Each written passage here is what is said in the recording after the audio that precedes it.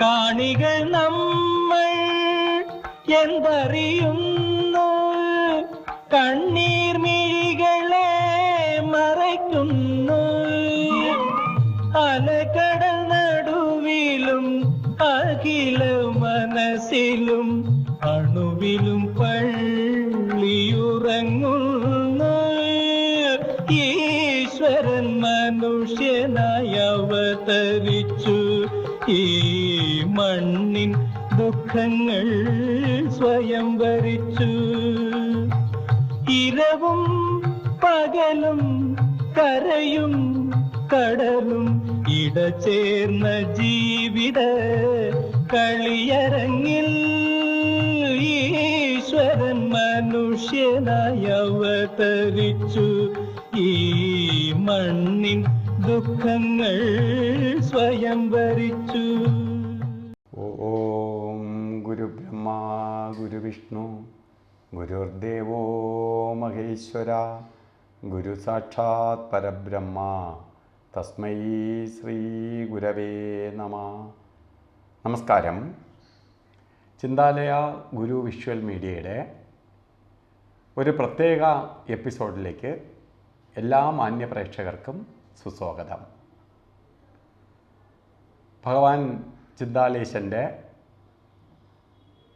3 ആശ്രമങ്ങളുള്ളതിൽ ഭഗവാന്റെ കർമ്മഭൂമിയാണ് കള്ളിക്കാട് ദേവൻകോട് അധ്യാത്മചിന്താലയ ആശ്രമം. ഭഗവാന്റെ കർമ്മഭൂമി എന്ന് പറയാൻ കാരണം 1/2 നൂറ്റാണ്ട് 50 വർഷക്കാലം അവിടെ ഭഗവാൻ ഒരു ആല സ്ഥാപിച്ച് ആ ആലയിലിരുന്നു കൊണ്ട് ആലപ്പണി ചെയ്താണ് ആ നാട്ടിനെ ശുദ്ധീകരിച്ചത്. എത്രയോ വഴിതെറ്റി അനാഥരായി പോവേണ്ട എന്നെപ്പോലെയുള്ള ആൾക്കാരെ സംരക്ഷിച്ച് നിർത്തിയത് ആ ആലയിലിരുന്നു കൊണ്ടാണ്. അത് അദ്ദേഹത്തിൻ്റെ കർമ്മഭൂമിയാണ്. ഭഗവാൻ ചിലപ്പോൾ അദ്ദേഹത്തിൻ്റെ ജനിച്ച സ്ഥലത്തേക്കാൾ ഏറ്റവും കൂടുതൽ കാലം ചെലവഴിച്ചത് കള്ളിക്കാട് അധ്യാത്മചിന്താലയ ആശ്രമം ഇരിക്കുന്ന സ്ഥലത്താണ്. കാരണം 50 വർഷക്കാലം ഭഗവാൻ 87 വയസ്സ് വരെ ജീവിച്ചിരുന്നതിൽ അതിനുശേഷമാണ് അദ്ദേഹം ജീവസമാധിയിലേക്ക് പ്രവേശിച്ചത്. അതിൽ 50 വർഷക്കാലവും ചെലവഴിച്ചത് അധ്യാത്മചിന്താലയ ആശ്രമത്തിലാണ്. ബാക്കി അദ്ദേഹം അഗസ്ത്യവനത്തിലും ഹിമാലയ ധാതുക്കളിലും മറ്റ് ചിദംബരത്താണ് അദ്ദേഹത്തിൻ്റെ ഗുരുവിൻ്റെ സമാധി സ്ഥലം, ഗുരുവിൻ്റെ സ്ഥലം. നിർമ്മാണ സ്വാമികൾ, അവധൂത സ്വാമികൾ അവിടെയും അദ്ദേഹം ആശ്രമം സ്ഥാപിച്ചു. അപ്പോൾ ആശ്രമങ്ങൾ അദ്ദേഹത്തിന് എവിടെയൊക്കെ ഉണ്ട് എന്ന് ചോദിച്ചാൽ നമുക്കറിയില്ല. ഭഗവാൻ സ്ഥാപിച്ച ആശ്രമം തന്നെയാണ് ചിദംബരത്ത് അവധൂതാശ്രമം. ഇവിടെ നമ്മളുടെ അടുത്ത് 3 ആശ്രമങ്ങളുള്ളതിൽ അദ്ദേഹത്തിൻ്റെ കർമ്മഭൂമിയാണ്. അവിടെ ഒരു കുഗ്രാമത്തിൽ വളരെ ഭയാനകമായ ഒരു അന്തരീക്ഷത്തിൽ ഉള്ള ഒരു പ്രദേശമാണ് ശരിക്ക് കള്ളിക്കാട് ദേവൻകോട് ഭാഗം. എനിക്ക് അത്രയും കറക്റ്റായിട്ട് പറയാൻ കഴിയുന്നത് ഞാൻ ആ സ്ഥലത്ത് ജനിച്ച് വളർന്ന ആളായതുകൊണ്ട്. അപ്പോൾ അവിടെ 1-2 കാര്യങ്ങൾ, ഭഗവാന്റെ 41 വർഷമായി കള്ളിക്കാട് അധ്യാത്മചിന്താലയ ആശ്രമം സ്ഥാപിച്ചിട്ട് 41 വർഷം തികയാണ്. 41ന് വളരെ പ്രാധാന്യമുണ്ട്. എന്ത് മഹാഹോമങ്ങൾ അനുഷ്ഠിച്ചാലും ആ ഹോമത്തിൻ്റെ പുണ്യം ഏത് ദേവനാണോ ചെയ്യുന്നത് ആ ദേവനിലേക്ക് എത്തിച്ചേരാനുള്ള പീരീഡാണ് 41, ഒരു മണ്ഡല കാലഘട്ടം. അത് ശ്രദ്ധിച്ചാൽ മനസ്സിലാവും.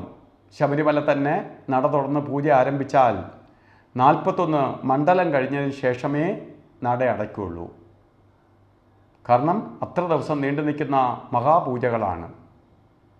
അതുപോലെ ആശ്രമത്തിൽ 41 ദിവസം നീണ്ടു നിൽക്കുന്ന അഖണ്ഡനാമ ജപ യജ്ഞം നടന്നുകൊണ്ടിരിക്കുകയാണ്. 41 ദിവസം നീണ്ടു നിൽക്കുന്ന അഖണ്ഡനാമ ജപയജ്ഞം ഭക്തരുടെ അഭ്യർത്ഥന പ്രകാരം നടന്നു വരികയാണ്. ഹരേ കൃഷ്ണ ഹരേ കൃഷ്ണ കൃഷ്ണ കൃഷ്ണ ഹരേ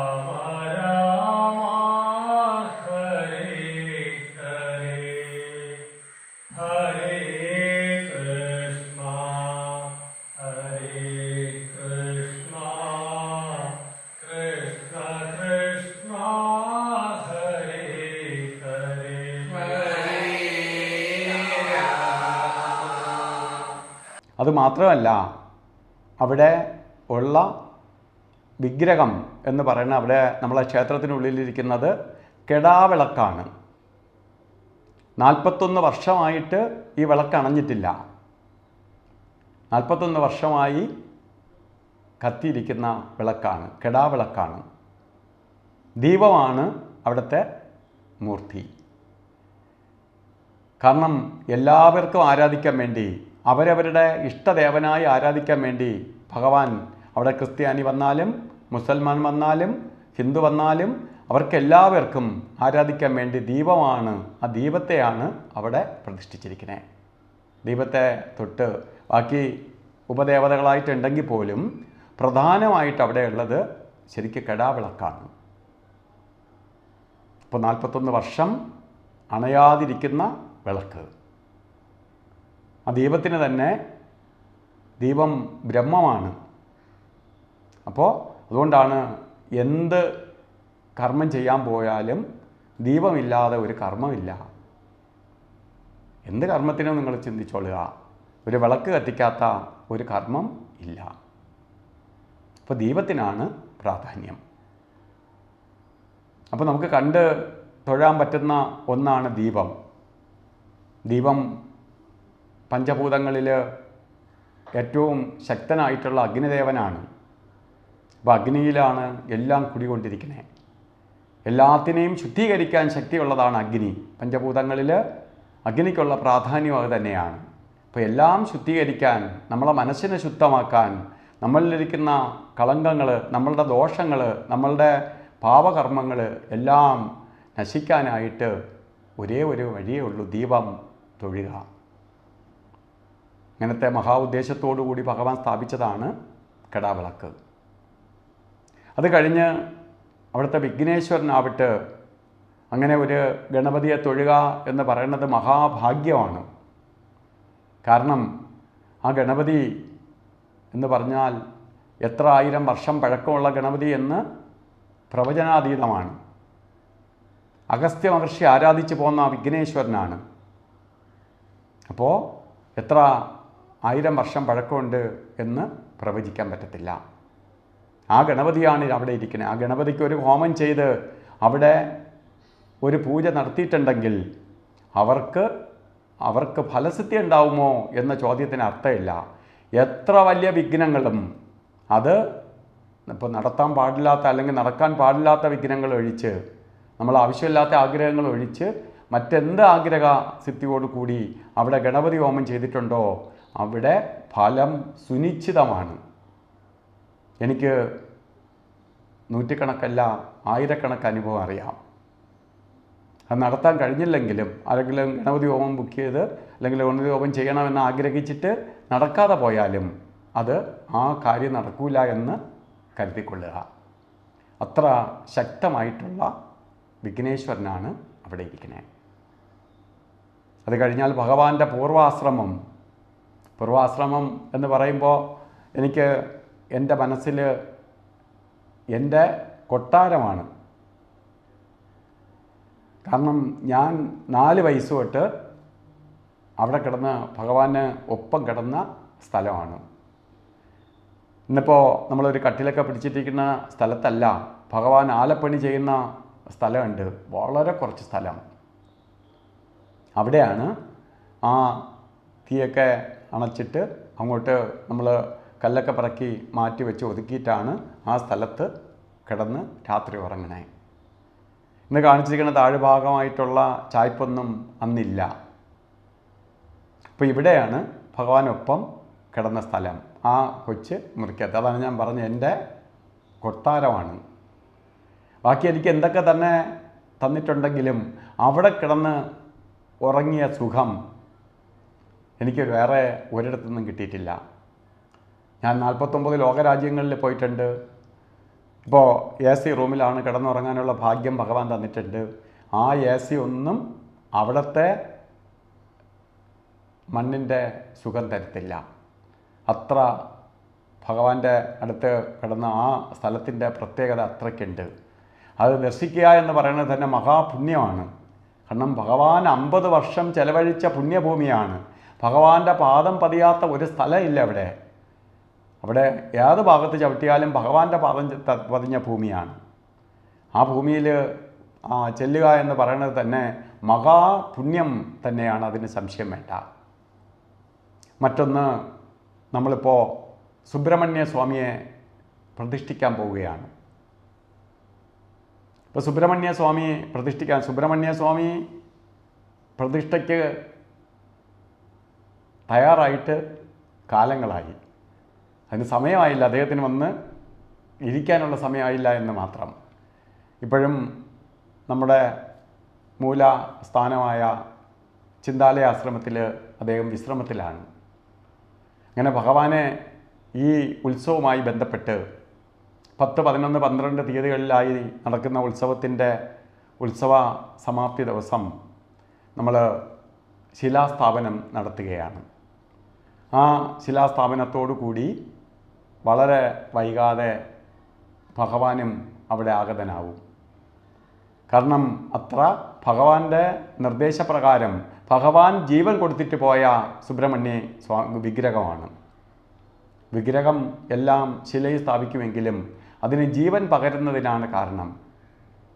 അതുപോലെ ആശ്രമത്തിൻ്റെ ചിട്ടവട്ടങ്ങളും അവിടുത്തെ പ്രാർത്ഥനാ രീതികളെക്കുറിച്ചും ഞങ്ങളുടെ ഭക്തജന സമിതി അംഗം ആർനാട് ശ്രീകുമാർ നല്ല രീതിയിൽ പ്രതിപാദിച്ചിട്ടുണ്ട്. അധ്യാത്മ ചിന്താലയ ആശ്രമത്തിലെ ഈ വർഷത്തെ വാർഷികാഘോഷം അടുത്ത മാസം 10, 11, 12 തീയതികളിൽ നടക്കുകയാണ്. അപ്പോൾ ഈ ആശ്രമത്തിൻ്റെ വാർഷിക ആഘോഷവുമായി ബന്ധപ്പെട്ട് നിരവധി പുതിയ ഭക്തജനങ്ങളാണ് ഇങ്ങോട്ട് വരാൻ വേണ്ടിയിട്ട് തയ്യാറായിരിക്കുന്നത്. അവർക്ക് വേണ്ടി ഈ ആശ്രമത്തിലേക്ക് എങ്ങനെയാണ് വരേണ്ടത് എന്നുള്ള അതിനെക്കുറിച്ചൊന്ന് വിശദീകരിക്കാം. കള്ളിക്കാട് ജംഗ്ഷനിൽ നിന്ന് ഇറങ്ങിക്കഴിഞ്ഞിട്ട് 1 കിലോമീറ്റർ കുറ്റിച്ചൽ പോകുന്ന റോഡിലേക്ക് നമ്മൾ പോകുമ്പോൾ 1 കിലോമീറ്റർ വരുമ്പോഴത്തേക്കും നമ്മുടെ ആശ്രമം കാണാൻ കഴിയും. ഈ ആശ്രമത്തിൻ്റെ മുകൾ ഭാഗത്ത് ദശാവതാര പ്രതിഷ്ഠ നമ്മൾ വച്ചിട്ടുണ്ട്. മുൻകാലങ്ങളിൽ അല്ലാത്തൊരു ദശാവതാര പ്രതിഷ്ഠ വെച്ച് മാറ്റി നമ്മൾ ശിലയിൽ തീർത്ത പുതിയതായിട്ട് തീർത്ത ദശാവതാര പ്രതിഷ്ഠയാണ് നമ്മൾ മുകളിലേക്ക് വച്ചിട്ടുള്ളത്. അത് കഴിഞ്ഞ് ഈ ക്ഷേത്രത്തിൻ്റെ കവാടം കാണാം. ആ കവാടത്തിലൂടെ നമ്മൾ കടന്നു വരിക. ഈ ആശ്രമത്തിൻ്റെ പ്രധാന കവാടം എന്ന് പറയുന്നത് ഇതാണ്. ഈ പ്രധാന കവാടത്തിലേക്ക് വരുമ്പോൾ സൈഡിലായിട്ട് നമ്മൾ പൈപ്പ് സ്ഥാപിച്ചിട്ടുണ്ട്. അവിടെ കാലും കയ്യും ഒക്കെ കഴുകി വളരെ ശുദ്ധിയോടുകൂടി വേണം ഈ ആശ്രമത്തിൻ്റെ അകത്തേക്ക് നമ്മൾ കിടക്കേണ്ടത്. നമുക്കറിയാം, മറ്റേതൊരു ആശ്രമത്തിൽ പോകുന്നത് പോലെയല്ല നമ്മുടെ ഈ അധ്യാത്മ ചിന്താലയ ആശ്രമത്തിലേക്ക് കടന്നു വരുന്നത്. എത്രയോ ചെറിയ ക്ഷേത്രങ്ങൾ, എത്രയോ മഹാക്ഷേത്രങ്ങൾ കൂടിച്ചേരുമ്പോഴാണ് ഒരു ആശ്രമം എന്ന് പറയുന്നത്. ആ ആശ്രമത്തിൻ്റേതായ ഒരു പവർ നമുക്ക് ഇവിടെ കാണാൻ കഴിയും. ഇതിൻ്റെ പ്രധാന കവാടത്തിലൂടെ നമ്മൾ കടന്നു വന്ന് ഈ ഭാഗത്തേക്ക് നമ്മൾ പോകുമ്പോൾ ഇവിടെ ഗണപതി ഹോമം നടത്തുന്ന സ്ഥലമാണ്. ഇതിനകത്താണ് ഗണപതി ഹോമം നടത്താറുള്ളത്. ഹോമകുണ്ഡമൊക്കെ ഇതിനകത്താണ് സ്ഥാപിച്ചിട്ടുള്ളത്. ഈ ഗണപതി ഹോമം കഴിഞ്ഞ് ഗണപതി ഭഗവാനെ വണങ്ങിയതിന് ശേഷം തിരിച്ച് ഈ പ്രധാന വാതിലിലേക്ക് വരണം. ഇത് കൽവിളക്കാണ്. ഈ ക്ഷേത്രത്തിൻ്റെ നടയ്ക്ക് സ്ഥാപിച്ചിട്ടുള്ള കൽവിളക്ക്. ഇത് പ്രധാനമായിട്ട് നമ്മൾ വിശേഷ ദിവസങ്ങളിൽ ഇത് നേർച്ചയൊക്കെ നടത്തുന്നവർ ഈ കൽവിളക്ക് തെളിയിച്ചുകൊണ്ടാണ് ഇതിലേക്ക് പോകുന്നത്. ഇത് നമ്മൾ ഈ ആശ്രമത്തിൻ്റെ മുഖമണ്ഡപമാണ്. ഈ മുഖമണ്ഡപം ആണ് ഈ ആശ്രമത്തിൽ നമുക്ക് ഈ കാണാൻ കഴിയുന്നത്. ഇവിടെ ഇന്നിപ്പോൾ നാമജപം നടന്നുകൊണ്ടിരിക്കുകയാണ്. 41ാം വാർഷികാഘോഷത്തിൻ്റെ ഭാഗമായിട്ട് 41 ദിവസത്തെ നാമജപം നമ്മൾ നടത്തുന്നുണ്ട്. ആ 41 ദിവസത്തെ നാമജപത്തിൻ്റെ ഭാഗമായിട്ടാണ് നമ്മൾ ഇന്ന് ഈ നാമജപം ഇവിടെ സംഘടിപ്പിച്ചിരിക്കുന്നത്.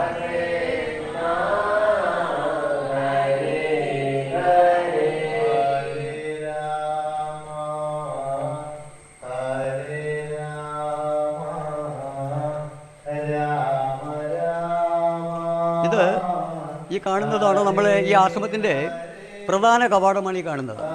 ഇതിനകത്താണ് നമ്മൾ ഗുരുവും ദേവിയും സങ്കല്പിച്ചുകൊണ്ട് ഇതിനകത്ത് നിത്യപൂജകൾ നടന്നുകൊണ്ടിരിക്കുന്നത്.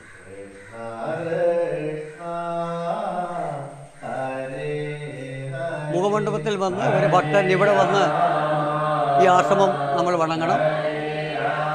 ഇത് കഴിഞ്ഞിട്ട് നമ്മൾ ഈ കാണുന്നത് ഇത് ഭഗവാന്റെ സമാധിയാവുന്നതിന് മുമ്പ് എടുത്തിട്ടുള്ള ഛായാചിത്രമാണ്. ഒരു വാർഷികാഘോഷത്തിന് നമ്മൾ എടുത്ത ഛായാചിത്രമാണ്. ഇതിവിടെ സ്ഥാപിച്ചിട്ടുണ്ട്. ഇത് ഈ കാണുന്നത് നാമജപവുമായിട്ട് നമ്മൾ തെളിയിക്കുന്ന ഭദ്രദീപം തെളിയിക്കുന്ന നിലവിളക്കാണ്. ഇത് എല്ലാ ദിവസവും രാവിലെ 7 മണിക്ക് ഭദ്രദീപം തെളിയിക്കുകയും വൈകുന്നേരം ദീപാരാധനയോടുകൂടി നമ്മളിത് ഈ ഇന്നത്തെ ഓരോ ദിവസത്തെ നാമജപവും അവസാനിപ്പിക്കും. അങ്ങനെ 41 ദിവസം, അതായത് ഒരു മണ്ഡലകാലം നമ്മൾ ഈ നാമജപം നടത്താൻ വേണ്ടിയിട്ടാണ് നമ്മൾ ഉദ്ദേശിക്കുന്നത്. അത് കഴിഞ്ഞാൽ നമ്മൾ ഈ ആശ്രമത്തിലേക്ക് നമുക്ക് പ്രദക്ഷിണം ചെയ്യുന്ന രീതിയിലേക്ക് നമുക്ക് നോക്കാം.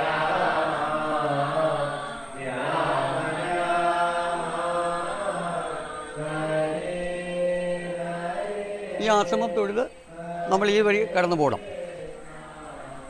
ഈ കാണുന്നത് ശനീശ്വര ദീപമാണ്. ശനീശ്വര ഭഗവാന് എല്ലാ ശനിയാഴ്ച ദിവസങ്ങളിലും ഇവിടെ പ്രത്യേക പൂജകൾ നടത്തുന്നുണ്ട്, അർച്ചനകൾ നടത്തുന്നുണ്ട്, ഈ ദീപം തെളിയിക്കും. അപ്പോൾ ഈ ശനീശ്വര ഭഗവാനെ തൊഴുതതിന് ശേഷം ഈ കാണുന്നതാണ് ഗണപതി ഭഗവാൻ. ഇപ്പോൾ ഈ ഗണപതി ഭഗവാന്റെ മുമ്പിലെ നിലവിളക്ക് തെളിഞ്ഞിട്ടുണ്ട്. ഇവിടെ നിന്ന് ഗണപതി ഭഗവാനെ നമുക്ക് വണങ്ങാം.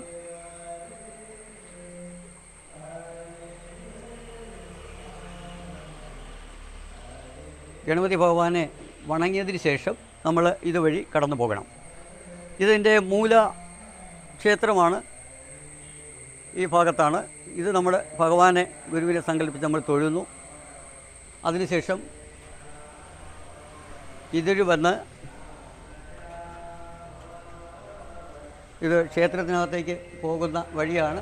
അത് ഗുരുപ്രാർത്ഥന നടത്തുന്ന ഇതാണ്. ആ അടച്ചിരിക്കുന്ന വാതിലെന്ന് പറയുന്നത് ഗുരുപ്രാർത്ഥന നടത്തുന്നതാണ്. ഈ വലത് സൈഡ് കാണുന്നത് അത് ക്ഷേത്രത്തിലേക്ക് പോകുന്ന വഴി. ഈ കാണുന്നതാണ് പൂർവാശ്രമത്തിലേക്ക് പോകുന്ന അതാണ്. അത് കഴിഞ്ഞിട്ട് ഇതുവഴി വരണം. മുമ്പ് ഭഗവാൻ ഇവിടെ വന്നിരിക്കും. ഈ നെല്ലിയുടെ മൂട്ടിലാണ് ഇവിടെ വന്നിരുന്ന് ഭക്തജനങ്ങൾക്ക് ദർശനം കൊടുക്കും. അപ്പോൾ ഇവിടെ ഭഗവാൻ ഇരിക്കുമ്പോൾ ഞങ്ങളൊക്കെ അവിടെ വന്ന് നിൽക്കും. അങ്ങനെ ഇവിടെ വച്ച് ഭക്തജനങ്ങൾക്ക് ദർശനം നടത്താറുണ്ട്. ഈ കാണുന്നത് ആണ് പൂർവാശ്രമം. ഈ പൂർവാശ്രമത്തിൽ കടന്നു വരുമ്പോൾ നമ്മൾ ആദ്യമായി കാണുന്നത് ഇവിടെ ദേവി വണങ്ങുന്നു.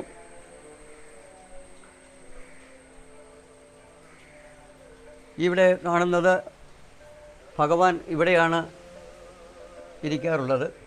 ആ കിടക്കുന്നത് ഭഗവാന്റെ ശയിക്കുന്നതിന് വേണ്ടിയിട്ടുള്ള കിടക്കയാണ്. ഭഗവാന്റെ ഒരു ചിത്രം അവിടെ വച്ചിട്ടുണ്ട്. ഇവിടെ വരുന്ന ഓരോ ഭക്തരും ഇവിടെ വന്ന് ഭഗവാനെ ആദ്യം വണങ്ങിയതിന് ശേഷമാണ് തിരിച്ച് പ്രദക്ഷിണം ചെയ്യാറുള്ളത്.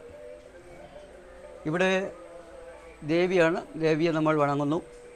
അത് കഴിഞ്ഞ് ഈ കാണുന്ന മാല, ഈ തുളസിമാല ഇട്ടിരിക്കുന്നത് ഭഗവാന്റെ ഗുരുവാണ്. ഗുരുവിൻ്റെ ചിത്രമാണ് ഈ കാണുന്നത്. ഈ തുളസിമാല ഇട്ടിട്ടുണ്ട് ഗുരു.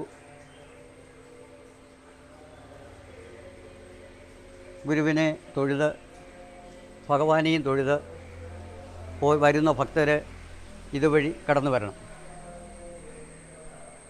ഇവിടെയാണ് ഭഗവാൻ മുൻപ് ഈ ആശ്രമത്തിലേക്ക് വരുമ്പോൾ ഒരു ആല സ്ഥാപിച്ചിട്ടുള്ളത്. ഇതാണ് ഈ കാണുന്നതാണ് ആല.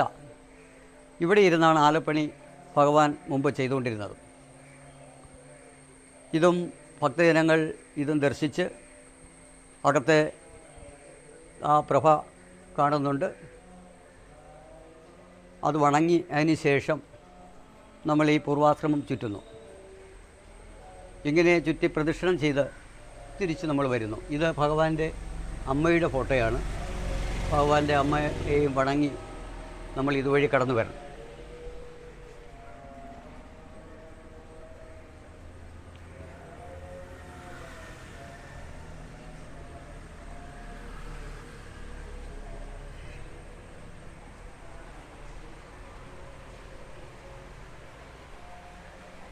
ഇവിടെയാണ് ഭഗവാനെ മുമ്പ് ഇവിടെ വെച്ചിട്ട് ഭക്ഷണങ്ങളൊക്കെ പാകം ചെയ്യുന്നതും ഇവിടെ വച്ചിട്ടാണ്. അന്നത്തെ ഭക്ഷണങ്ങൾ പാകം ചെയ്ത് ഭഗവാന് കൊടുക്കുന്നത് ഈ സ്ഥലത്ത് വെച്ചാണ്.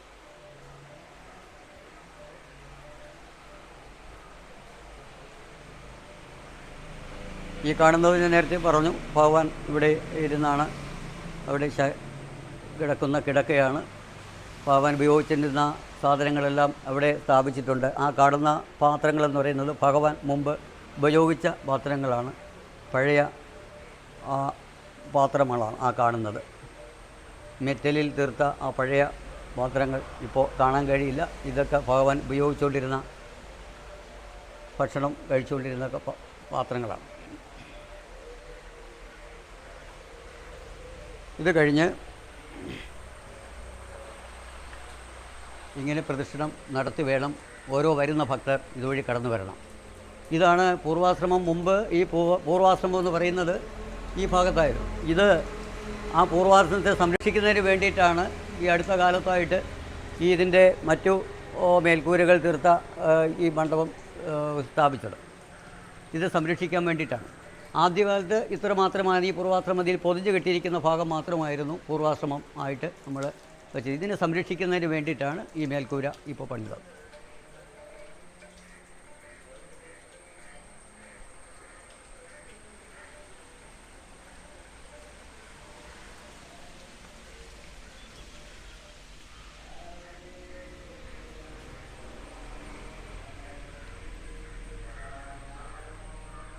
ഇങ്ങനെ പൂർവാശ്രമം പ്രദക്ഷിണം നടത്തി നമ്മൾ തിരിച്ച് വരുന്ന ഭക്തർ ഇതുവഴി കടന്നു വരണം.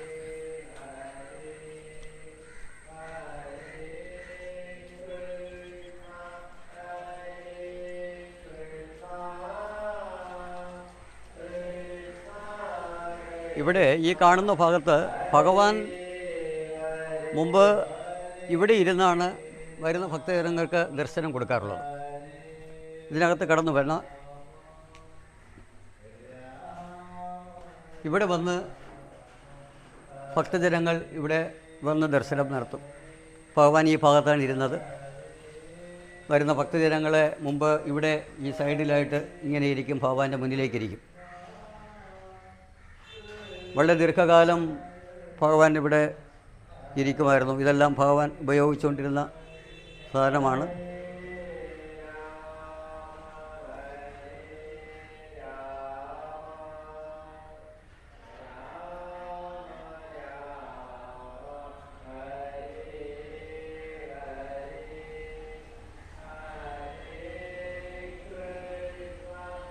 ഇത് ആശ്രമത്തിൻ്റെ ഒരു ലൈബ്രറിക്ക് വേണ്ടിയിട്ട് നമ്മളിവിടെ വെച്ചിട്ടുണ്ട്. ഭാവിയിൽ ഒരു ലൈബ്രറി ആക്കുന്നതിന് വേണ്ടിയിട്ടുള്ള പുസ്തകങ്ങളും മറ്റ് ഗ്രന്ഥങ്ങളുമൊക്കെ ഇവിടെ സൂക്ഷിച്ചിട്ടുണ്ട്.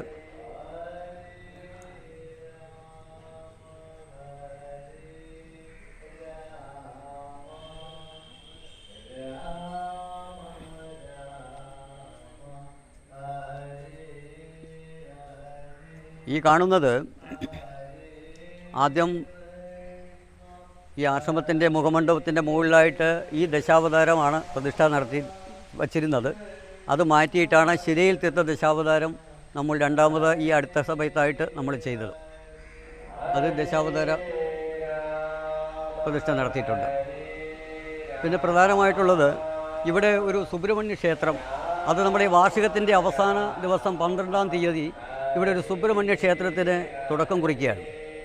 ഇത് മുമ്പ് ഭഗവാനുള്ള സമയത്ത് പറഞ്ഞിട്ടുള്ളതാണ്, ഇവിടെ ഒരു സുബ്രഹ്മണ്യ ക്ഷേത്രം വരും എന്ന് മുമ്പ് പറഞ്ഞിട്ടുണ്ട്. അപ്പോൾ ആ പറഞ്ഞ അനുസരിച്ച് ഇവിടെ ഒരു ക്ഷേത്രം പണിയാൻ വേണ്ടിയിട്ട് നമ്മുടെ ഈ ആശ്രമ ട്രസ്റ്റ് തീരുമാനിച്ചിട്ടുണ്ട്. അതിൻ്റെ ഭാഗമായിട്ടാണ് ഈ 2 മൈൽ നേരത്തെ ഭഗവാനുള്ള സമയത്ത് ഇവിടെ സ്ഥാപിച്ചിട്ടുള്ളതാണ്.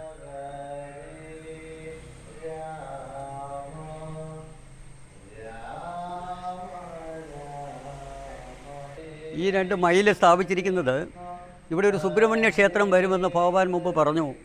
അതനുസരിച്ച് അതിൻ്റെ സ്ഥാനം ഇവിടെയാണ്. അപ്പോൾ ഈ മുഖമണ്ഡപത്തിൻ്റെ ഈ കാണുന്ന കവാടത്തിൻ്റെ നേരെ എതിർവശമായിട്ട് കാണത്തക്ക രീതിയിലാണ് സുബ്രഹ്മണ്യ ക്ഷേത്രം വരുന്നത്. അത് നേരത്തെ ഭഗവാനുള്ള സമയത്ത് തന്നെ ഈ മൈൽ ഇവിടെ ഇങ്ങനെ സ്ഥാപിച്ചിട്ടുണ്ടായിരുന്നു. ആ വരുന്ന സുബ്രഹ്മണ്യ ക്ഷേത്രത്തിലേക്ക് വരുന്ന വിഗ്രഹം അതിപ്പോഴും പോത്തങ്കോട് ഇതിൻ്റെ ഹെഡ് ഓഫീസിൽ അതവിടെ സൂക്ഷിച്ചിട്ടുണ്ട്. ആ വിഗ്രഹമാണ് ഇവിടെ പ്രതിഷ്ഠയ്ക്ക് വേണ്ടിയിട്ട് നമ്മൾ എടുക്കുന്നത്. അപ്പോൾ ഇങ്ങനെയാണ് ഈ ആശ്രമത്തിൻ്റെ വരുന്ന ഓരോ ഭക്തനും വരുന്ന രീതി എന്ന് പറയുന്നത്. ഈ രീതിയിലേക്ക് വന്ന് ഈ ആശ്രമം പ്രദക്ഷിണം നടത്തി നമുക്ക് ഇതിൽ കവാടത്തിലേക്ക് നമുക്ക് പുറത്തേക്ക് ഇറങ്ങാം. ഇനി ഇത് കഴിഞ്ഞിട്ട് നമ്മൾ ആശ്രമത്തിൻ്റെ അന്നദാന മണ്ഡപം ഇതിൻ്റെ ഈ സൈഡിൽ വലത് സൈഡിലായിട്ട് ഉണ്ട്. ഈ ഇടത് സൈഡിൽ കാണുന്നതാണ് അന്നദാന മണ്ഡപം. ആ കാണുന്ന മണ്ഡപമാണ്, ആ ഇടത് ഭാഗത്തായിട്ട് കാണുന്നതാണ് അന്നദാന മണ്ഡപം. അവിടെ വെച്ചാണ് എല്ലാ മാസവും 1-ാം തീയതി അന്നദാനം നടത്താറുണ്ട് ഭഗവാൻ. അത് ഭഗവാനുള്ള സമയത്ത് ആദ്യകാലങ്ങളിലേ ചെയ്തുകൊണ്ടിരുന്നതാണ്. അതിപ്പോഴും യാതൊരു മുടക്കവുമില്ലാതെ ഓരോ മാസവും വളരെ നല്ല രീതിയിൽ എല്ലാവർക്കും അന്നദാനം കൊടുക്കുന്ന ഒരു രീതി ഇപ്പോഴും തുടർന്ന് വരികയാണ്. അപ്പോൾ ഈ ആശ്രമത്തിൻ്റെ ഒരു ഭക്തസേവാ സമിതി ഇത് നമ്മൾ ഈ ആശ്രമത്തിൻ്റെ ഓഫീസാണ്. ഈ ആശ്രമത്തിൻ്റെ എല്ലാ ഓഫീസ് കാര്യങ്ങളെല്ലാം കൈകാര്യം ചെയ്തുകൊണ്ടിരിക്കുന്നത് ഇവിടെയാണ്. ഞാൻ ഈ ആശ്രമത്തിലെ ഭക്തസേവാ സമിതി അംഗമായി അടുത്ത കാലത്തായിട്ട് എനിക്ക് ചുമതലയുണ്ട്.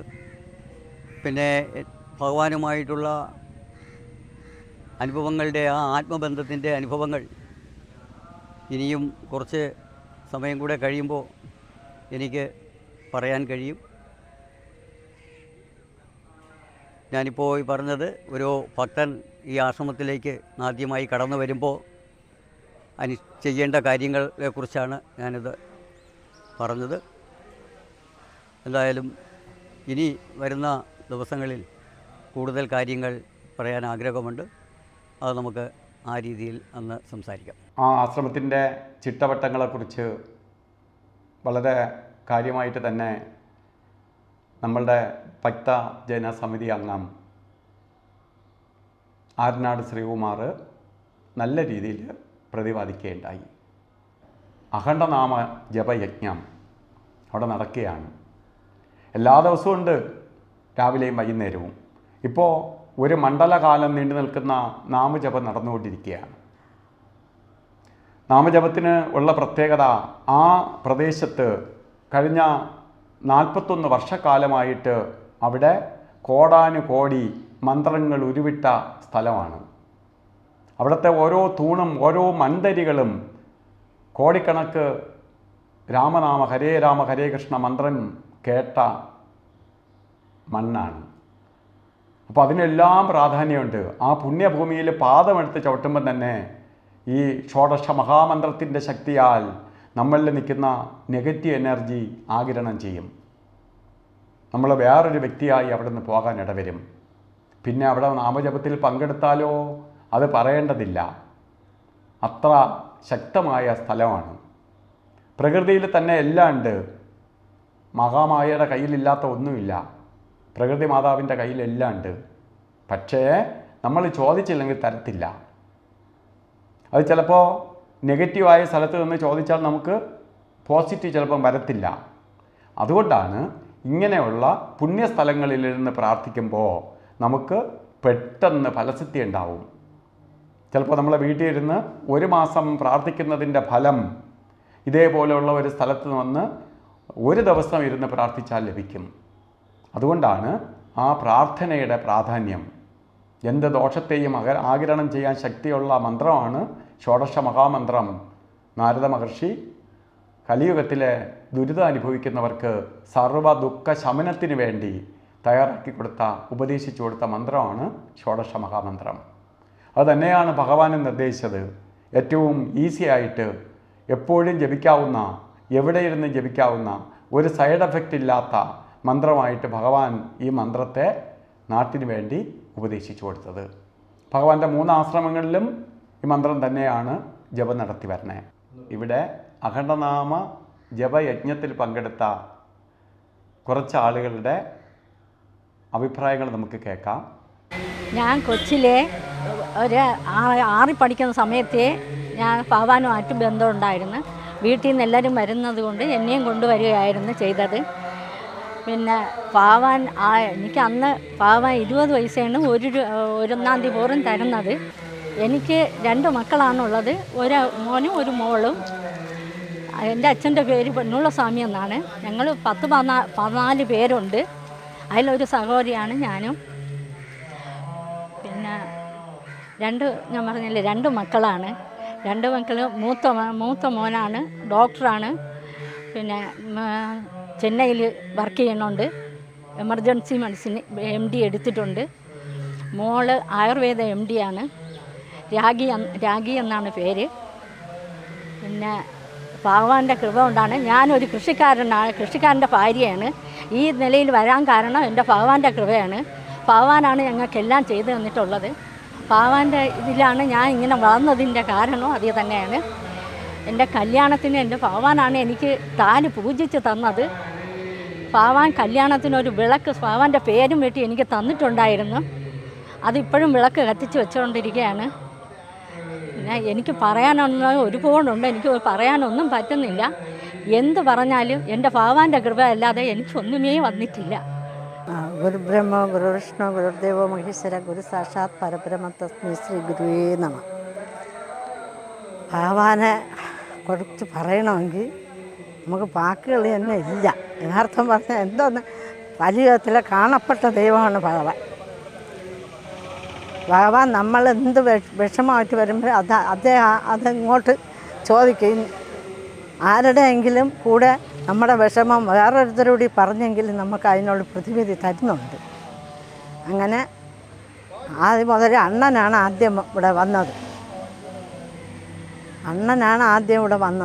അണ്ണൻ വന്നതിന് ശേഷമാണ് പിന്നെ ഞങ്ങളെല്ലാവരും ഇവിടെ വരാൻ തുടങ്ങിയത്. ഭഗവാൻ എൻ്റെ ഭർത്താവാണെങ്കിൽ 3 പ്രാവശ്യം ആത്മഹത്യയ്ക്ക് ശ്രമിച്ചു. അതിൽ നിന്നൊക്കെ അദ്ദേഹം എന്നെ രക്ഷിച്ചു തന്നത് എൻ്റെ ഭഗവാനാണ്. അദ്ദേഹത്തിന് ഭഗവാന്റെ ഭസ്മമാണ് ഞാൻ കൊടുത്തത് മരുന്നായിട്ട്. പിന്നെ എൻ്റെ മക്കളെ എല്ലാ കാര്യങ്ങൾക്കും ഭഗവാന്റെ ഒരു കൃപാകടാക്ഷം തന്നെയാണ് ഞങ്ങൾക്കുള്ളത്. ഞങ്ങളെ കുടുംബത്തിലുള്ള എല്ലാവർക്കും ഭഗവാന്റെ കൃപാകടാക്ഷമുണ്ട്. ഈ 41 ദിവസവും എനിക്ക് വരാൻ പറ്റിയിട്ടില്ല. എന്നാലും മാക്സിമം ഞാൻ വന്നു പോകുന്നുണ്ട്. ഞാനിപ്പം മകളുടെ വീട്ടിൽ നിൽക്കുന്നത് കൊണ്ട് വരാൻ പറ്റുന്നില്ല. ഭഗവാൻ എന്ന് പറഞ്ഞാൽ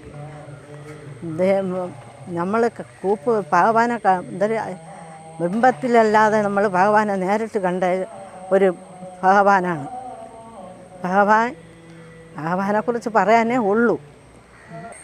ഞാൻ ചിന്താലയച്ഛനെ കാണാൻ തുടങ്ങിയിട്ട് ഞാൻ എൻ്റെ അറിവ് മുതൽ, ഞാൻ ജനിച്ച നാൾ മുതൽ ആ അറിവായ കാലം മുതൽ ഞാൻ ഈ ആശ്രമ ഭഗവാന്റെ അടുത്ത് വരികയും ഭഗവാനെ കാണുകയും ഭഗവാന്റെ അനുഗ്രഹത്തോടുകൂടി ഇന്ന് വരെ കഴിഞ്ഞു പോവുകയാണ്. ഞാൻ ഭഗവാൻ എനിക്ക് വളരെയധികം എല്ലാ രീതിയിലുള്ള ഇത് എനിക്ക് അനുഗ്രഹം തന്നിട്ടുണ്ട്. ഭഗവാൻ ഇന്ന് നമുക്കിന്ന് ആശ്രമം എന്ന് പറഞ്ഞാൽ വളരെ നമ്മുടെ വീടിനേക്കാളും വലിയ രീതിയിൽ നമ്മൾ ആശ്രമത്തെ കാണുന്നത്. ആശ്രമത്തോട് നമുക്ക് ഉള്ള കടപ്പാട് ഒരിക്കലും മറക്കാൻ പറ്റാത്ത കടപ്പാടാണ്. പിന്നെ ഇവിടുത്തെ രീതികളെല്ലാം നമുക്ക് നല്ല രീതിയിൽ കൊണ്ടുപോകാൻ വേണ്ടിയുള്ള ശ്രമമാണ് നമ്മൾ നടത്തിക്കൊണ്ടിരിക്കുന്നത്. പിന്നെ എല്ലാ വർഷവും ഞാനൊരു സെൻട്രൽ ഗവൺമെൻറ് എനിക്കൊരു ജോലി കിട്ടിയപ്പോൾ ഞാൻ ഭഗവാന്റെ അടുത്ത് വന്ന് പറഞ്ഞു, ഇങ്ങനെ എനിക്ക് പോകണം. അപ്പോൾ ഞാൻ ആ പിള്ളേ ഇവിടെ നിൽക്കേണ്ട പൊക്കോളി, ഇവിടെ നിൽക്കേണ്ട ആവശ്യമില്ല എന്ന് പറഞ്ഞു. അങ്ങനെ ഞാൻ 1988 ഞാൻ അതിർത്തി സംരക്ഷണ സേനയിൽ എനിക്ക് ജോലി കിട്ടി ഞാൻ പോയി. അങ്ങനെ ഞാൻ ഒരു 32 വർഷം ഇന്ത്യയുടെ എല്ലാ ഭാഗത്തും ജോലി ചെയ്തു, രാജ്യത്തിന് വേണ്ടി സേവനം ചെയ്തു. ഭഗവാന്റെ അനുഗ്രഹം കൊണ്ട് യാതൊരുവിധ ബുദ്ധിമുട്ടുകളും ഉണ്ടായിട്ടില്ല. ഇപ്പോൾ ഞാൻ നാട്ടിൽ ഉണ്ട്. പിന്നെ എനിക്ക് പറയാനുണ്ടെന്ന് പറഞ്ഞാൽ വളരെ വലിയൊരു കാര്യം എന്ന് പറഞ്ഞാൽ വളരെ പല അനുഭവങ്ങളും പറഞ്ഞു തീരാത്ത അനുഭവങ്ങളുണ്ട്. ഭഗവാൻ നമുക്ക് തന്നിട്ടുള്ള എല്ലാം നല്ല ഇതാണ്. എന്തൊക്കെ രീതിയിൽ പറയണമെന്നുള്ള കാര്യം ഇപ്പം തന്നെ എനിക്ക് ഇതൊന്നുമില്ല. വളരെ നല്ല സന്തോഷമാണ് ഇങ്ങനെ ഒരു മീഡിയകളിൽ തയ്യാറായി വരുന്നത് വളരെ ഒരു കാര്യമാണ്. കാരണം ഭഗവാനെ പറ്റി അറിയാത്തവർ പലരുമുണ്ട്. അവരതിനെപ്പറ്റി ഇവിടുത്തെ മഹത്വത്തെപ്പറ്റി മനസ്സിലാക്കുകയും അതിനെ നന്നായി മുന്നോട്ട് കൊണ്ടുപോകാനുള്ള ഒരു സന്മനസ് കാണിക്കാനുള്ള ഒരു ഇത് ആൾക്കാരെ കൊണ്ടായതിൽ വളരെയധികം സന്തോഷമുണ്ട്. പിന്നെ മറ്റു കാര്യങ്ങളെന്ന് പറഞ്ഞാൽ നമ്മളിവിടെ വന്നിട്ട് പോയുള്ള എനിക്ക് അനുഭവങ്ങളെന്ന് പറഞ്ഞാൽ 100,000 അനുഭവങ്ങൾ പറയാനുണ്ട്. നമുക്ക് കൂടുതലെല്ലാം പറയാനുള്ള സമയമില്ലാത്തതുകൊണ്ട്. പിന്നെ എൻ്റെ 2 കുട്ടികൾ, ഞങ്ങൾ കൊച്ചു കുട്ടികളായി ഉള്ളപ്പോൾ ഞാനവിടെ ഭഗവാന്റെ അടുത്ത് നിന്നിരിക്കുമ്പോൾ പറയും, ആ 2 എണ്ണം അവിടെ ഇരിക്കട്ടെ, അവർ 2 പേരും ഡോക്ടർമാരാണ് എന്ന് പറഞ്ഞു. ഇന്ന് അവർ ഡോക്ടറാണ്. അങ്ങനെ വളരെയധികം സന്തോഷമായിട്ടുള്ള ഒരു അനുഭവമാണ് ഉണ്ടായത്. അതുപോയിട്ട് ഓരോ കാര്യത്തിലും നമ്മളെ ഓരോ നിമിഷവും നല്ല ഭഗവാനെ മനസ്സിൽ കണ്ടാണ് മുന്നോട്ട് പോകുന്നത്. അതിൻ്റേതായ ഫലങ്ങളും ഉണ്ടായിട്ടുണ്ട്. വളരെ നന്ദിയാണ് ഈ ഇതിനോട് ഇങ്ങനെ ഒരു സന്ദർഭം നമുക്കുണ്ടാക്കി തന്നതിൽ വളരെ നന്ദിയുണ്ട്. പിന്നെ 32 വർഷം സർവീസിനകത്ത് ഞാൻ ലീവിന് വരുന്നത് ഇവിടെ ആശ്രമത്തിലെ വാർഷികം എപ്പോഴാണോ ആ സമയത്ത് ഞാൻ അവധിക്ക് വരും. എല്ലാ വർഷവും ഞാനിവിടെ വന്ന് എൻ്റെ ഓണം എന്ന് പറഞ്ഞാൽ ഞങ്ങൾക്ക് ഇവിടെയാണ്. അല്ലാതെ ഞാൻ ഓണത്തിന് ലീവിന് വരാറില്ല. ഇവിടെ ആശ്രമത്തിൽ വരികയും നല്ല രീതിയിൽ ഇവിടുത്തെ കാര്യങ്ങളിൽ നമ്മൾ പങ്കെടുക്കുകയും ചെയ്യാൻ സാധിച്ചിട്ടുണ്ട്. അന്ന് ഇന്നും ഇപ്പോഴെനിക്ക് 58 വയസ്സായവരായി. ഇന്നും ഞാനിവിടെ വന്ന് ഇവിടുത്തെ കാര്യങ്ങളിൽ എല്ലാ കാര്യങ്ങളിലും എനിക്ക് പങ്കെടുക്കാൻ സാധിക്കുന്നതിൽ വളരെയധികം സന്തോഷമേ ഉള്ളൂ. ഓം ശ്രീ സദ്ഗുരവേ നമ. ഓം നമോ ഭഗവതേ വാസുദേവായ. ഓം നമോ ഭഗവതേ ചിന്താലയേശായ നമോ നമ. അധ്യാത്മചിന്താലയ ആശ്രമക്ഷേത്രത്തിൻ്റെ 41ാം വാർഷികത്തിൻ്റെ ഭാഗമായി ഇവിടെ നടന്നു വരുന്ന നാമജപം 41 ദിവസത്തെ നാമജപത്തിന് ശേഷം 41ാം വാർഷികം ആഘോഷിക്കുന്നതിന് വേണ്ടിയിട്ടാണ് ഇങ്ങനെയൊരു നാമജപം ഇവിടെ നടന്നു വരുന്നത്. നാമജപത്തിൻ്റെ മഹാത്മ്യത്തിനെക്കുറിച്ച് പറയുവാണെങ്കിൽ നമ്മുടെ കലിസന്ധരണോപനിഷത്തിൽ പറഞ്ഞിട്ടുള്ളതാണ്, ഈ കലിയുഗത്തിൽ നാമജപം കൊണ്ട് മാത്രമേ ഒരു മനുഷ്യന് ഈ ഇവിടുത്തെ ലൗകിക ജീവിതത്തിൽ നിന്നും ഭൗതികമായ ജീവിതത്തിൽ നിന്നും കരകയറുന്നതിനും ആ വഴിയിലൂടെ സഞ്ചരിച്ച് നമ്മുടെ ലക്ഷ്യമായ ഈശ്വര സാക്ഷാത്കാരത്തിലേക്ക് എത്തുന്നതിനും നാമജപം കൊണ്ട് മാത്രമേ കഴിയൂ എന്ന് ഭഗവാൻ നമുക്ക് മുന്നേ പറഞ്ഞു തന്നിട്ടുള്ളതാണ്. അതിൻ്റെ അടിസ്ഥാനത്തിൽ നാമജപത്തിന് വളരെയധികം പ്രാധാന്യമുണ്ടെന്ന് മനസ്സിലാക്കിയെടുക്കുകയും അങ്ങനെ ഇവിടെ ഒരു തീരുമാനം നാമജപത്തിന് നടത്തണം 41 ദിവസം എന്നൊരു തീരുമാനമെടുക്കുകയും അങ്ങനെ 41 ദിവസം നാമജപം നടത്താൻ തീരുമാനിച്ചതിൻ്റെ ഫലമായിട്ടാണ് ഇപ്പോൾ ഇവിടെ നടന്നു വരുന്നത്. അതിൽ എല്ലാ ആശ്രമ വിശ്വാസികളും ബന്ധുക്കളും ഒരു പരിധിവരെ അതിൽ സഹകരിക്കുകയും അത് ഒരു ഈശ്വര ആരാധന എന്നുള്ള നിലയിൽ അതിനെ ഈശ്വരാർപ്പണമായി ചെയ്യാനും കഴിയുന്നതിൽ വളരെ സന്തോഷമുണ്ട്.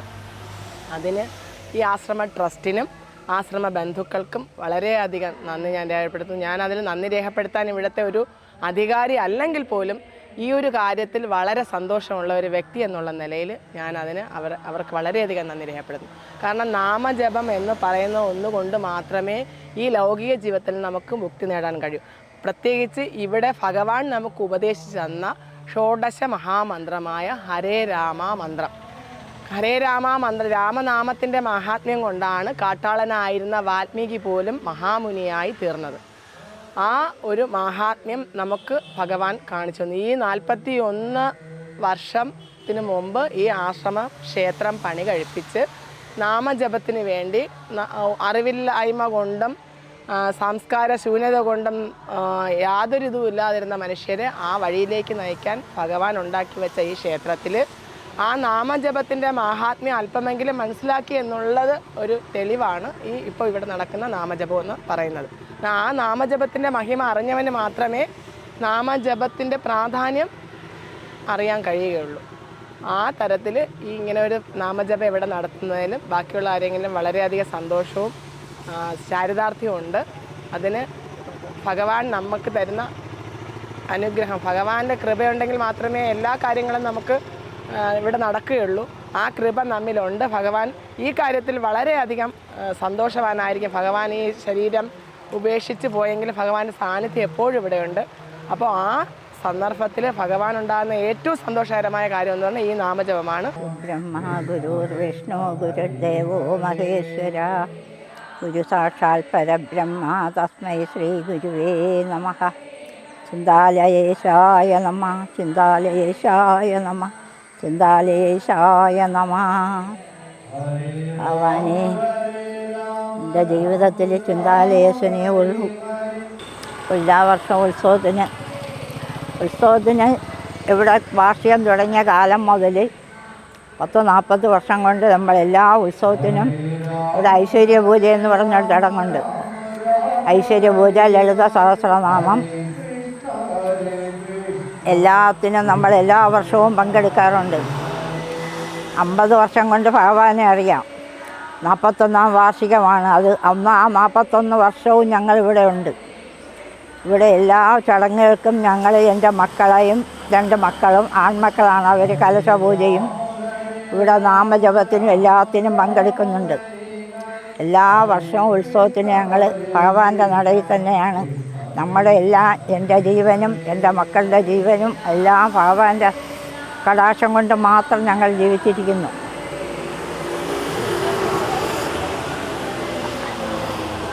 ഭഗവാന്റെ എല്ലാ കാര്യങ്ങളും ഞങ്ങളുടെ എല്ലാ കാര്യവും നോക്കണ ഭഗവാൻ തന്നെ, അത്രേ നമുക്ക് പറയാനുള്ളൂ. നമ്മുടെ കുടുംബത്തിലെ എല്ലാ കാര്യവും ഭഗവാന്റെ സാന്നിധ്യത്തിൽ തന്നെയാണ് എല്ലാം നടക്കുന്നത്. ഭഗവാൻ മൺമറഞ്ഞെങ്കിൽ ഞങ്ങളുടെ മനസ്സിൽ നിന്ന് ഭഗവാൻ ഇതുവരെയും പോയിട്ടില്ല. ഭഗവാൻ എപ്പോഴും ഞങ്ങളുടെ ഹൃദയത്തിലുണ്ട്. ഭഗവാന്റെ കൃപ കൊണ്ട് തന്നെ ഞങ്ങൾ ഇത്രയും കാലം ജീവിക്കുന്നത്. എൻ്റെ ആയുസ്സും ജീവനും എല്ലാം ഭഗവാൻ തന്നതാണ്. 2 പ്രാവശ്യം ക്യാൻസർ വന്ന് അങ്ങ് പോയ എന്നെ ഭഗവാൻ തന്നെയാണ് ഇപ്പോഴും കൊണ്ട് നിർത്തിയിരിക്കുന്നത്. എൻ്റെ കുട്ടികൾക്കും എല്ലാം ഭഗവാന്റെ കാരുണ്യം തന്നെ ഞങ്ങളുടെ എല്ലാ കാര്യങ്ങളും. വാർഷികത്തിനെല്ലാം ഞങ്ങളെല്ലാം 6 ദിവസം ഇവിടെ തന്നെയാണ്. ഇപ്പോൾ അസുഖങ്ങളായി വയ്യാതായതിനു ശേഷം നമ്മളിപ്പോൾ വരവൽപ്പം കുറച്ചിട്ടുണ്ടെങ്കിലും വാർഷികത്തിന് എല്ലാ ഉത്സവത്തിനും നമ്മളിവിടെ കാണും. ഞങ്ങളുടെ മക്കളും കുടുംബങ്ങളും ഭർത്താവും ഞങ്ങളെല്ലാവരും ഇവിടെ തന്നെ ഉണ്ടാവും. ഭഗവാന്റെ സാന്നിധ്യം കൊണ്ട് മാത്രം ഞങ്ങൾ ജീവിക്കുന്നവരാണ്. ചിന്താലയത്തിലെ 41ാമത് വാർഷികത്തോടനുബന്ധിച്ചാണ് ഞാനിവിടെ വരുന്നത്. ഇവിടെ നാമജപം നടക്കണം. 41 ദിവസത്തെ നാമജപത്തിൽ പങ്കെടുക്കുന്നതിനാണ് ഇവിടെ വരുന്നത്. ചിന്താലയത്തിലെ സ്വാമിയെക്കുറിച്ച് ചിന്തിക്കുമ്പോൾ വളരെ അത്ഭുതകരമായ പല കാര്യങ്ങളുമാണ് എനിക്ക് ഓർമ്മ വരുന്നത്.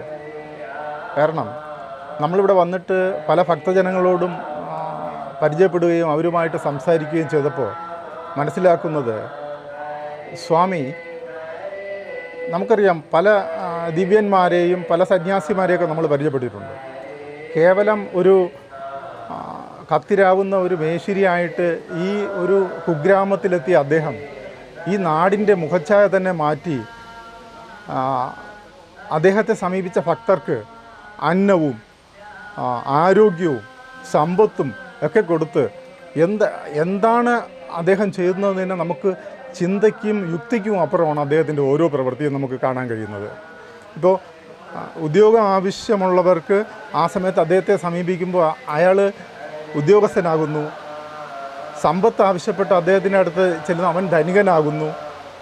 പിന്നെ നമ്മൾ ചിന്തിക്കുകയാണെങ്കിൽ സമൂഹത്തിൻ്റെ നാനാതുറയിലുള്ളവർ, അതായത് സാംസ്കാരികമാകട്ടെ സാമൂഹികമാകട്ടെ രാഷ്ട്രീയമാകട്ടെ അവരൊക്കെ അദ്ദേഹത്തെ സമീപിക്കുമ്പോൾ നമുക്കറിയാൻ കഴിയുന്ന നവനവങ്ങളായ ആശയങ്ങൾ അവർക്ക് പകർന്നുകൊണ്ട് ഒരു മഹത്തായ ഒരു എന്താ പറയുന്നത്, ഈ ലോകത്തിൻ്റെ എല്ലാ അറിവുകളെയും സ്വായത്തമാക്കിയ വലിയൊരു പണ്ഡിതൻ്റെ ഒരു ഇതാണ് നമുക്ക് അദ്ദേഹത്തിൽ നിന്ന് മനസ്സിലാക്കാൻ കഴിയുന്നത്. എന്നാലോ ഈ അവശതകൾ അനുഭവിക്കുന്ന ഒരു ഭക്തൻ അദ്ദേഹത്തിൻ്റെ അടുത്തെത്തുമ്പോൾ നമുക്ക് മനസ്സിലാകുന്നത് ഒരു കാരുണ്യവനായ ഒരു ദൈവത്തെയാണ്. ഇപ്പോൾ പലരും ഭഗവാനെന്ന് വിളിക്കുന്നവരുണ്ട്, അവതാരമെന്ന് അറിയപ്പെടുന്നവരുണ്ട്. അങ്ങനെ നമുക്കൊരു സനാതനധർമ്മത്തിൽ ഒരു ഭക്തൻ എന്തൊക്കെയാണോ നമുക്ക് ഒരു വ്യക്തിയിൽ നിന്ന് കാണുന്നത് അതെല്ലാം തന്നെ അദ്ദേഹം ആ ഒരു സ്വരൂപത്തിൽ നിന്ന് നമുക്ക് മനസ്സിലാക്കാൻ കഴിയും.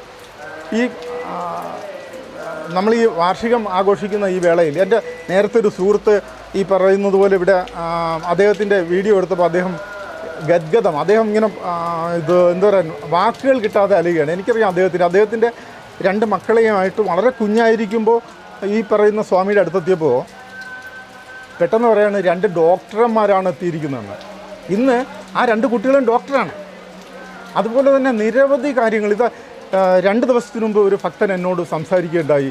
ശബരിമല പോകാൻ 2 കൊച്ചു കുട്ടികളുമായി ഇവിടെ എത്തിയപ്പോൾ സ്വാമി പറഞ്ഞു അങ്ങോട്ട് പോകാൻ സാധ്യമല്ല, വളരെ തിരക്കാണ്. എന്നിട്ട് ഒരു നിമിഷം മൗനമായിട്ട് അദ്ദേഹം പറഞ്ഞു പൊയ്ക്കോളൂ എന്ന്. അദ്ദേഹം എന്നോട് പറഞ്ഞത് ആ ശബരിമല ആ വണ്ടി ഇറങ്ങിയ സമയത്ത് ഒരു കാരണവശാലും കുട്ടികളെ കൊണ്ട് മുമ്പോട്ട് പോകാൻ പറ്റത്തില്ല. പക്ഷേ ആ സന്നിധാനം വരെ ഒരു വലിയ പന്നി അവരുടെ ഫ്രണ്ടിൽ ഒരു വഴികാട്ടിയായി 18ാം പടി വരെ ചെന്നു എന്ന് പറയുന്നത് എന്ത് അത്ഭുതമാണ്. ഇങ്ങനെ നിരവധി അത്ഭുതങ്ങൾ. മറ്റൊരു കൂലി വേലക്കാരൻ പറയുകയാണ്, എൻ്റെ വീട്ടിന് ചുറ്റുമുള്ളതൊക്കെ വലിയ സമ്പന്നരാണ്, പക്ഷേ ഞാൻ കൂലിവേല ചെയ്ത് 2 മക്കളെ വളർത്തി.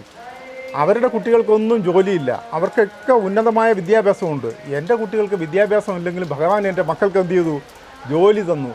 ഇങ്ങനെ നമുക്ക് ചിന്തിക്കാനും പറയാനും പറ്റുന്നതിന് എത്രയോ അപ്പുറമാണ് ഈ സ്വാമിയുടെ അത്ഭുതങ്ങളെന്ന് നമുക്ക് മനസ്സിലാക്കാൻ കഴിയും. ഇവിടെ ഉന്നതരായ രാഷ്ട്രീയക്കാർ മന്ത്രിമാരടക്കം വരുന്നുണ്ട്. അവർക്ക് എന്തെല്ലാം ഉപദേശങ്ങളാണ് ഇദ്ദേഹത്തിൽ കിട്ടുന്നത് നമുക്കറിയാം. ഉന്നതരായ പോലീസ് ഉദ്യോഗസ്ഥർ, ഉന്നതരായ മറ്റ് ഗവൺമെൻറ് എംപ്ലോയീസ് ഒക്കെ ഇവിടെ വരാറുണ്ട്. അവർക്കൊക്കെ നവനവങ്ങളായ ആശയങ്ങളെ കൊടുത്തുകൊണ്ട് ഇദ്ദേഹം മഹാഗുരുവായി മാറുന്നത് നമുക്ക് കാണാൻ പറ്റുന്നു. അങ്ങനെ നമുക്ക് വാക്കിനും ചിന്തയ്ക്കും യുക്തിക്കും അപ്പുറം ഒരു നമുക്ക് പറയാം ഒരു സന്യാസിയാണോ, ഒരു ഗുരുവാണോ, ഒരു അവതാരമാണോ, ഇതെല്ലാം കൂടി സമന്വയിച്ച ഒരു മഹത്തായ രൂപമാണ് ചിന്താലേശൻ എന്ന് നമുക്ക് നിസ്സംശയം പറയാൻ കഴിയും. നമസ്കാരം.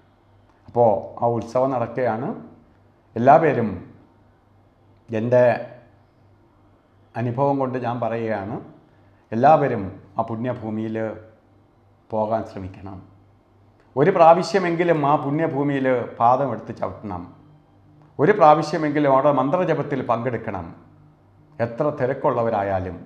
കാരണം നിങ്ങൾ ഒരു പ്രാവശ്യം അവിടെ പോയി മന്ത്രജപത്തിൽ പങ്കെടുത്താൽ പിന്നെ നിങ്ങൾക്ക് ഉണ്ടാകുന്ന വ്യത്യാസം ഞാൻ തന്നെ പല എപ്പിസോഡുകളിൽ പറഞ്ഞു.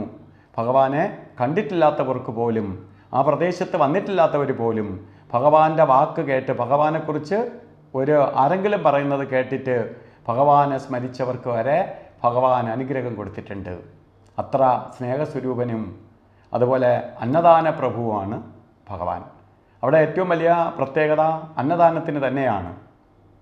അന്നദാനം മഹാദാനം. ഒരാൾ മനസ്സ് തുറന്ന് എനിക്ക് മതി എന്ന് പറയണമെങ്കിൽ അത് അന്നം മാത്രമേ ഉള്ളൂ. ബാക്കി നമ്മൾ എന്തു കൊടുത്താലും മതി വരില്ല. ഒരു ആനയെ കൊടുക്കുകയാണ്, ഇവരോട് ചോദിച്ചത് നിങ്ങളൊരു കുതിരയും കൂടി കിട്ടുമായിരുന്നു. അന്നം വയറ് നിറച്ച് കഴിച്ചതിന് ശേഷം ഇനി ഒന്നും ശകലം പോലും കഴിക്കാൻ പറ്റില്ല. ആയിരിക്കുന്ന സമയത്ത് ഒരു ഗ്ലാസ് പാൽപ്പായസവും കൂടി കുടിക്കുമോ എന്ന് ചോദിച്ചാലോ എനിക്ക് വേണ്ട എന്ന് ഉള്ളിൻ്റെ ഉള്ളു തുറന്ന് പറയുന്ന ഒന്ന് അന്നം മാത്രമേ ഉള്ളൂ. ബാക്കിയെല്ലാം ഒരു ഭംഗി വാക്കായിട്ട് എനിക്ക് വേണ്ട മതി എന്നൊക്കെ പറയും. അന്നം മാത്രം അങ്ങനെയല്ല. ഉള്ളിൽ നിന്ന് മനസ്സ് തുറന്ന് മതി എന്ന് പറയുന്നത് തൃപ്തിപ്പെടുത്താൻ പറ്റുന്ന ഒന്നേ ഉള്ളൂ, അത് അന്നം മാത്രമേ ഉള്ളൂ. അത് വലിയവനും ചെറിയവനും ഉള്ളതാണ് വിശപ്പ്. വിശപ്പ് ഇന്നാർക്കേ വരുള്ളൂ. അയ്യോ അവൻ വലിയവനാണ്, അവന് വിശപ്പില്ല, ഇവൻ ചെറിയവനാണ്, ഇവന് വിശപ്പ് ഉണ്ടാവും. അങ്ങനെ എല്ലാവർക്കും ഭഗവാൻ കൊടുത്തിട്ടുള്ള ഒന്നാണ് വിശപ്പ്. അപ്പോൾ വിശപ്പിൻ്റെ തീർക്കാൻ അത് 3 നേരവും ഭഗവാന്റെ ആശ്രമങ്ങളിൽ അന്നമുണ്ട്. അന്നത്തിന് ആണ് ഞങ്ങൾ ഏറ്റവും കൂടുതൽ പ്രാധാന്യം കൊടുക്കുകയും ചെയ്യണേ.